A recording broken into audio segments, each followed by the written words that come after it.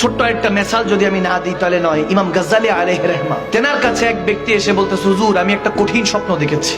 কিমা সাআদাতের মধ্যে ইমাম গাজ্জালি আলাইহির রহমা, হুজ্জাতুল ইসলাম যেনাকে বলা হতো, সুবহানাল্লাহ বলেন, তিনি বর্ণনা করছেন, বলতেছেন এক যুবক বলছে, হুজুর আমি দেখতেছি স্বপ্নের মধ্যে আমি দৌড়াচ্ছি, আমাকে একটা বাঘ সিংহ তাড়া করছে, আমি বাঁচার জন্য দৌড়াচ্ছি, দৌড়াতে দেখতেছি একটা কুয়ার মধ্যে লাফ দিলাম, লাফ দিয়ে দেখি নিচে একটা সাপ অপেক্ষা করছে, আমি তাড়াতাড়ি একটা রশি রেখে এটার মধ্যে ধরে ফেললাম।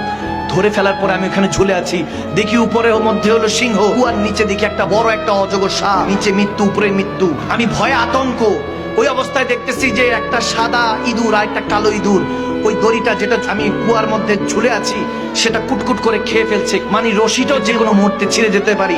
ভয়ঙ্কর এই সিচুয়েশনে আমি খাবের মধ্যে যখন ভয় আতঙ্ক, তখন দেখলাম আমার সামনে একটা মধুর চাক। ওই চাকটা দেখে আমি লোভ সামলাতে পারলাম না, মধু ওখান থেকে চাকের থেকে নিয়ে আমি একটু মধু নিলাম। উপরে যে সিংহ, নিচে যে সাপ, মাঝখানে ওই সাদা ইঁদুর কালো ইঁদুর যে ওই রশিটা খেয়ে ফেলছে, আমি ভুলে গেছি। এমন অবস্থা আমার ঘুমটা ভেঙে গিয়েছে। এটার তাবির কি, এটার ব্যাখ্যা কি? ইমাম গাজ্জালি আলাইহির রহমা এটার ব্যাখ্যা করছে গভীর খেয়া, বলতেছে তুমি এমন মারাত্মক একটা স্বপ্ন দেখেছো যেটা উম্মতের জন্য হেদায়েতের কারণ হতে পারে। সুবহানাল্লাহ। তুমি যে লায়ন, যে সিংহটা তোমাকে তাড়া করছিল, ওটার কেউ না, ওটা দ্বারা বোঝানো হয়েছে মালাকুল মউত আজরাইল আলাইহিস সালাম সর্বদা তোমাকে তাড়া করছে। তোমার সামনে কে আমার পিছনে মৃত্যু ভাগছে। আর কুয়ার মধ্যে যে লাফ দিয়েছো, ওই কুয়ার মধ্যে যে সাপ অপেক্ষা করছে ওটা হলো কাবার, ওটা তোমার কবর। যে রশিটা ধরে ঝুলেছিলা বাঁচার জন্য, সেটা তোমার সময়, হায়াত।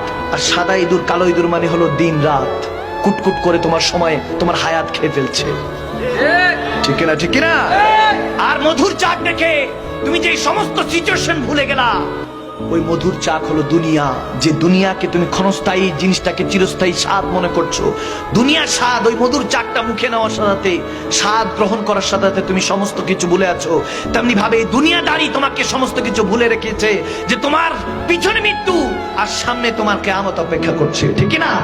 সেই মদিনাতুল মুনাওয়ারায় যিনি 1450 বছর আমাদের আগে এসে আমাদের জন্য খেয়াল করতেন, আমাদের জন্য কোরআন দিয়ে গিয়েছেন, আমাদের জন্য সালাত দিয়ে গিয়েছেন, ইন্নাস সালাতা তানহা আনিল ফাহশাই ওয়াল মুনকার, যে নামাজ বান্দাকে খারাপ কাজ থেকে বিরত রাখে বান্দা, ওই সমস্ত কাজ, ওই সমস্ত কথা এখন আমাদের মধ্যে, রুহের মধ্যে তাসির করে না।